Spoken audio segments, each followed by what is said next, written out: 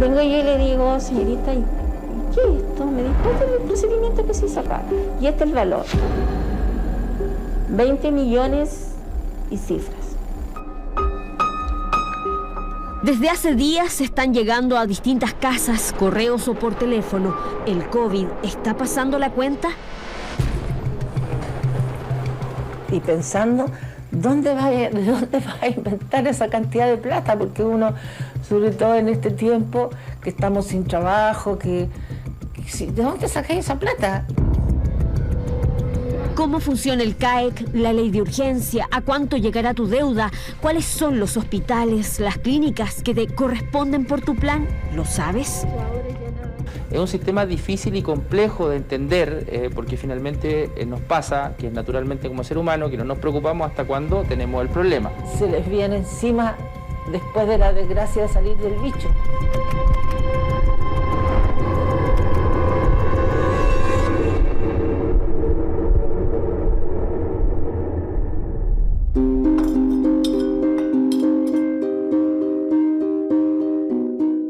Desde hace meses, ese té que se prepara en silencio es quizá el único momento del día que Mónica se regala para no pensar. De ahí en adelante, ella y su marido no se cansan de revisar una cuenta, la del COVID.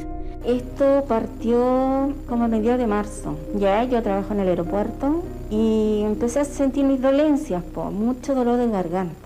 Yo con eso empecé. El relato comienza como miles de historias durante estos meses. Un resfrío, malestares, ¿será la vacuna de la influenza? Fiebre, empeoramiento. Mónica fue al consultorio, le dijeron que era amigdalitis. Volvió 2 días más tarde al Hospital San Juan de Dios, el diagnóstico, cistitis. La receta era cara, no la compró. Siguió trabajando y sintiéndose mal. Y cada día era peor porque yo ya no comía, ya había perdido el olfato, ya había perdido el gusto. Incluso ese mismo día en la tarde yo así me fui por el baño. Su familia decide entonces pagar un médico. Fue el pasado 26 de marzo. Me examina y me dice, es como que el doctor se espantó así. Y me dice, empezó a escribir y me dice, te vas inmediatamente, pero inmediatamente a donde te hagan un examen urgente. Urgente, me dijo. Y yo le dije, doctor, ¿qué pasa? Me dice, tú tienes una neumonía. Y no me parecería nada raro, dijo que fuera el COVID. 7 y 4.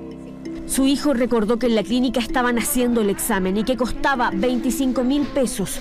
Mónica recuerda que entró a urgencias, que le sacaron una radiografía y que el doctor le dice que tiene neumonía y que debe quedar hospitalizada. Su hija, desde afuera, le explica que será trasladada a un hospital, luego que no, después no hay claridad.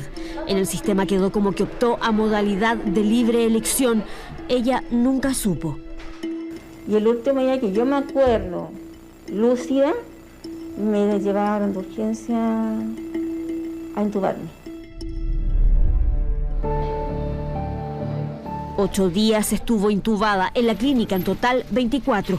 La primera vez que se vio el espejo, sintió que le había pasado un tren encima. Se dio ánimo, había sobrevivido. Pero al llegar a casa, un llamado cambió todo. Había que pagar la cuenta. Vengo yo y le digo, señorita, ¿y qué es esto? Me dijo, este es el procedimiento que se hizo acá. Y este es el valor. 20 millones y cifras. Sí, me dijo, ¿cómo lo va a pagar?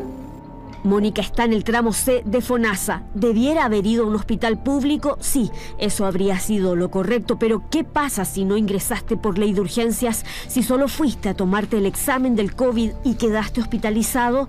Las cuentas por coronavirus recién están llegando, y así como a Mónica, a muchos chilenos más.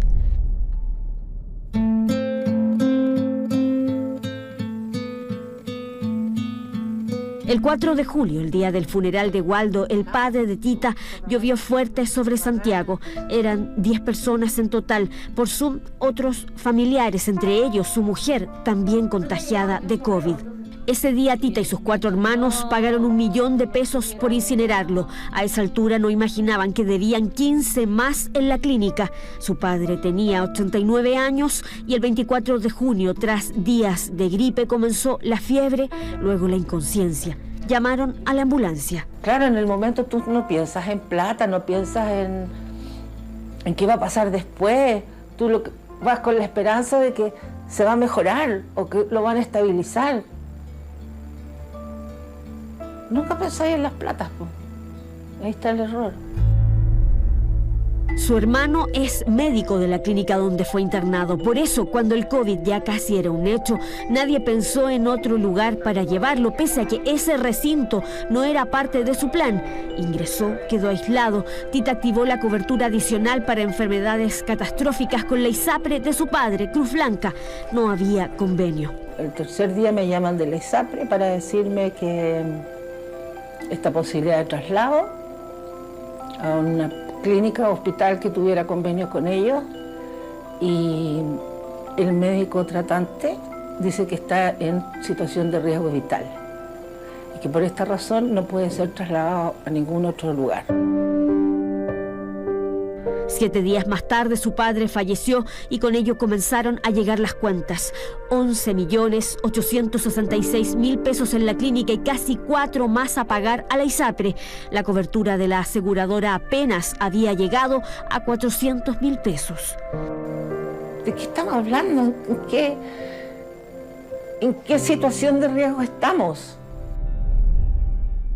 El mes de julio, la Superintendencia de Salud envió una circular que obliga a que el seguro catastrófico de las ISAPRES sea activado en forma automática y las clínicas tienen la obligación de informar a los pacientes, y es relevante porque permite tener un deducible establecido, una cifra de cuánto deberemos. La cuenta final de una persona puede ser 20, puede ser 30 millones, pero nunca va a pagar más allá del deducible.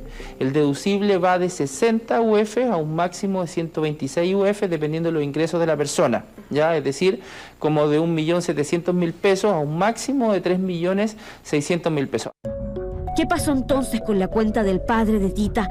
Ayer, tras pedirle la entrevista, Cruz Blanca envió un correo donde le avisan a la familia que luego de revisar manualmente la cuenta, todo será costo cero. La deuda de Mónica, en tanto, sigue ahí. El primer plazo vencía el 17 de agosto y ella vive con miedo. Que le quiten la casa, de quedar en la calle. Ha pensado en lo peor. Yo digo, ¿qué voy a hacer? Yo sé que no soy la única persona que está en esta situación. Yo, señorita, no pedí ir a hospitalizarme ya. Mi idea no era hospitalizarme, mi idea era que me hicieran el examen urgente.